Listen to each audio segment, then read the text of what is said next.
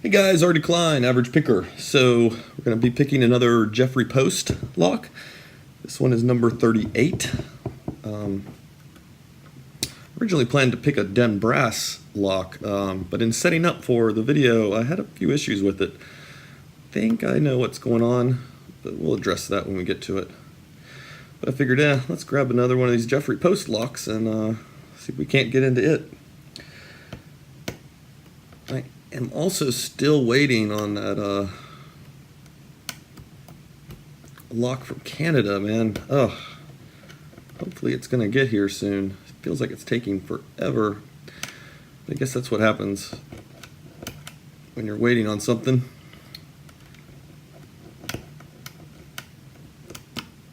Cock it real quick here.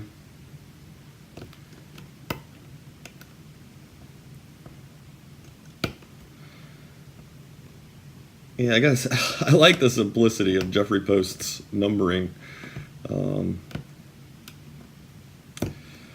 Okay, we're into a kind of a false set there with it. That was after hitting 2 and then 4. Yeah, I like his simplicity of his numbering, but I gotta admit, I do get a little confused sometimes. I was like, 38, did I already pick that one? But it was actually 32 that I had picked the other day.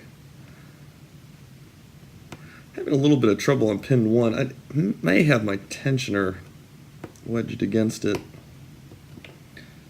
but it feels like we're pretty much right here. There we go. So I had to just give a little jog there at the end on pin 4 or 5. Again, I'm not sure. The lock, it's a pretty shallow lock. Well, let's see how it looks with the pick. Yeah, so you can see it's pretty shallow, and I'm already not terrific at counting pins, so add some shallowness to that and I can get a little bit confused on it. Okay, so we do have a key. Let me adjust the camera here for you guys to get you down there a little bit more. So this is the 38, and oh, there's our bidding on it.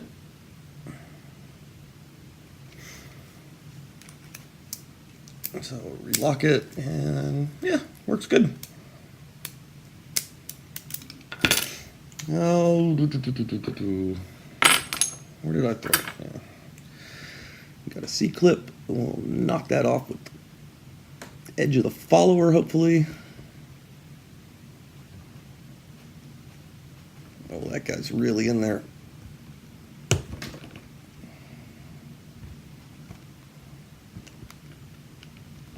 There we go.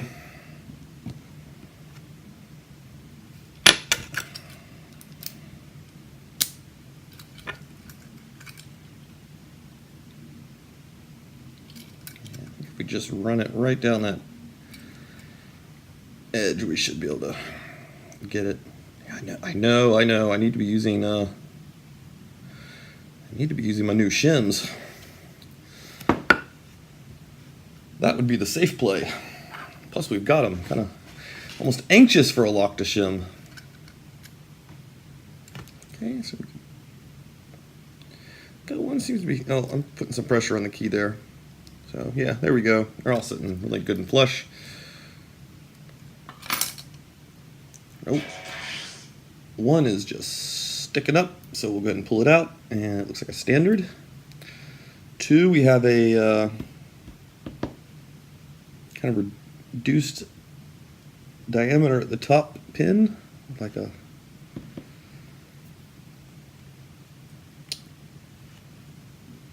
three.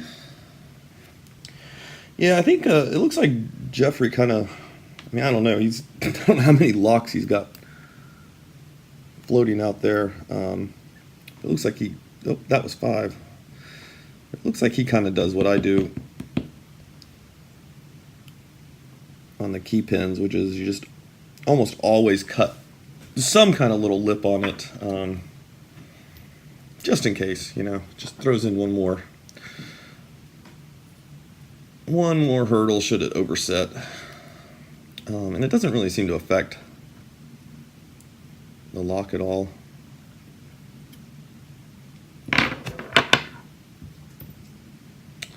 Okay, we got a standard in one.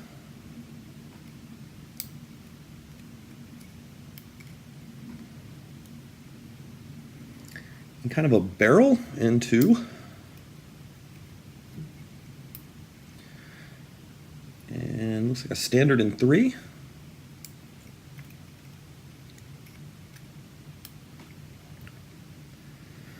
And yeah, I don't know what to call that one. Kind of have to come up with a name for these. It's a candlestick. We'll call it a candlestick.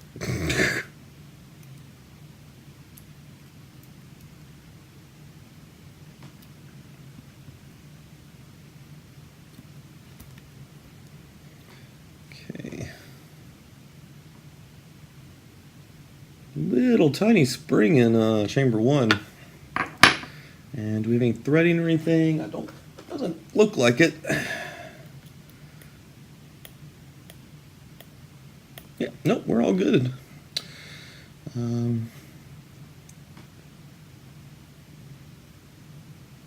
see if anything, yeah. And we don't seem to have anything going on upstairs. So I'm going to answer this text message that just came in while I flip the camera around. But then we'll take a closer look at these pins. Okay, and here we go. So you can see chamber one, we just had standards, which, you know, it's going to help stabilize it. And that's our key pin for two. A little bit, I like that little bit of taper bit he's got going on there at the top. And we've got what I call a barrel. I guess this is a barrel pin. Matched to it is the driver. And the three driver, we've got a standard.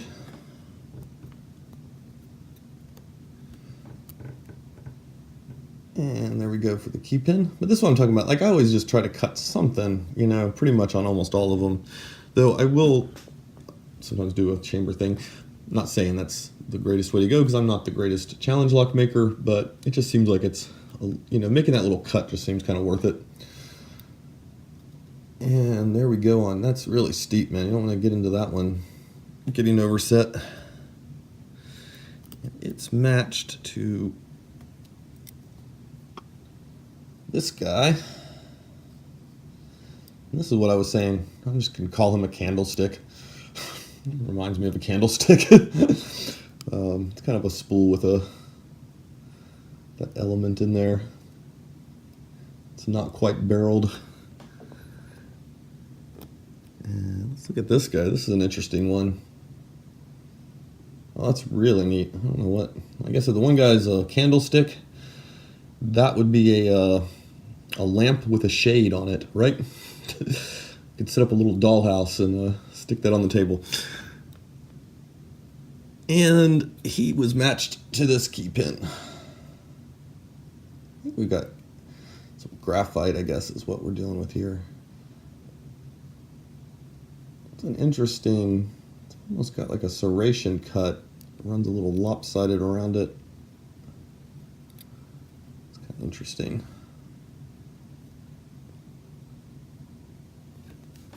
Cool. All right, well, thank you again to Jeffery Post for pinning up number 38. I'm really curious, do you do these consecutively? Like, what number are you up to? I think I've got a 50 sitting around here. Yeah, 50. I mean, if you just number them straight from 1 through, that's kind of nuts. It's crazy to see a number 50. But I don't know, maybe you've got some other numbering scheme. Anyway, thanks for pinning that up. I do appreciate it, and thanks to Jimmy for getting the lock to me. All right, guys, I will talk to you later. Have a good one.